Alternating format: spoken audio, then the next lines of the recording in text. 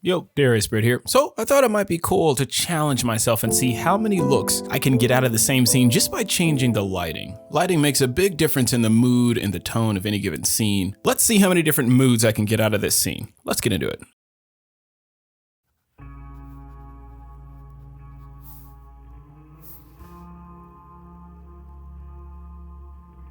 Is that it?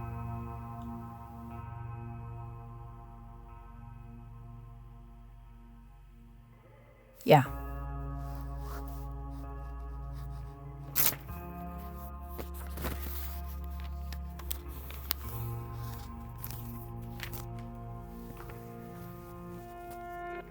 Lighting. This was the room before we started. I blasted an aperture 120D with the Fresnel lens outside the window. The blinds are going to cut the light for us, selling the idea that this is sunlight. So we get these beautiful shadows across our face and on the walls. Shot all of this with the Sirui 50mm anamorphic. I shot everything with a quarter black pro mist from Tiffin. You know, soften it up a bit, take that digital edge off. Did a custom white balance for this scene at 4400 just to cool the image off a little bit. Throw a little aerosol atmosphere in the mix.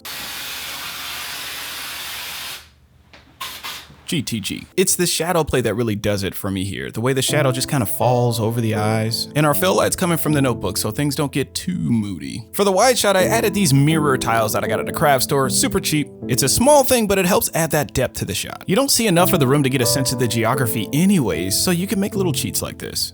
That is the first setup.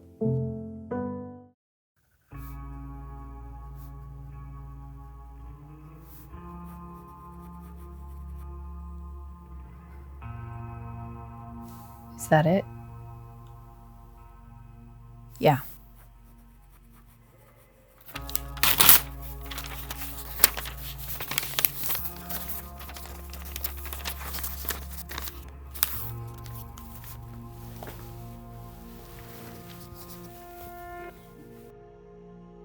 Lighting. We shot this during the day, so I had to garbage bag the windows. Tossed a small work light into the mix. The output isn't very strong, but she's close enough to the light for it to work for our purposes. We're definitely gonna need some fill, as you can see here.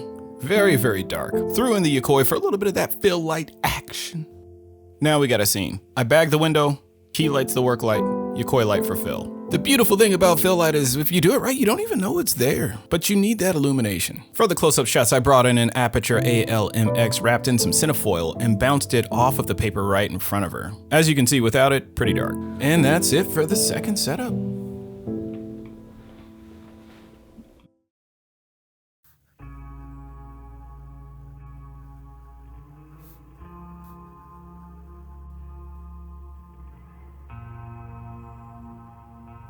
Is that it?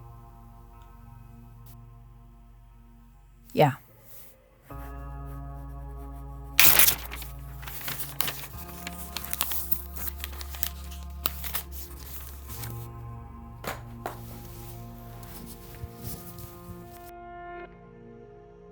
Lighting. I took a cheap LED bulb, took some cheap gift wrap tissue paper, stuffed them in a lamp. If we were gonna see the top of the lamp in the shot, then I'd have to go with a different lighting setup, but we're not, so this works. For the close-up shots, aperture ALMX over the shoulder, giving us that nice little side light, and on this close-up here, we're getting that kicker right over the shoulder. I wish I could say I did more, but kinda didn't. It's just a simple setup.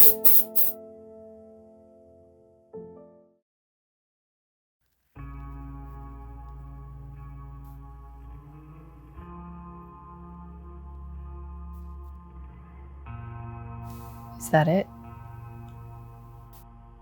Yeah.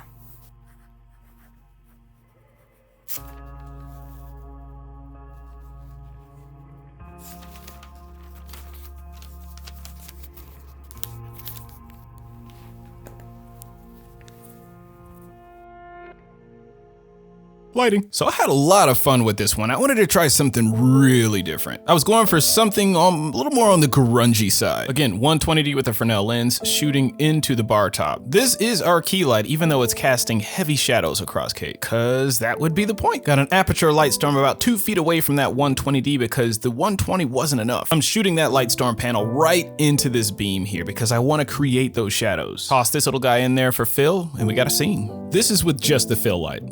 And this is with the light storm on. And this is with the 120D. Gives us kind of a messy vibe. I tried to recreate how the light would behave if it were coming from the kitchen, which means given how she's sitting, she should be catching some shadows. This was the hardest of all the setups because it took some trial and error before I got what I was looking for. I think of all the lighting setups, I still like the first one the most. It just nails that tone dead on with the shadows, the feeling I get when I watch it. Whatever she's writing about, it ain't good. The second one I'd have to go with is actually the last one. It's not as pretty, it's not as glamorous, but the vibe. It's very messy, the lighting feels very off-putting, but that's what I like about it. It kind of challenges you. Sometimes as a creative, you just get bored with making everything look so pretty all the time. If I wanted to take a risk and try a more challenging aesthetic, I'd probably go with that last one so long as it fit the mood and the tone of the story. It's nice to mix it up, and every once in a while you surprise yourself. So what did you think? What did you like? What was your favorite? Links to all the gear I used are below. Oh, and by the way, if you haven't shot anything in a while, go pick your camera up and go shoot something. There is way too much to learn to be waiting around. I don't care if it's like a 2-minute scene. Just go shoot something. Keep hustling. Deebert out.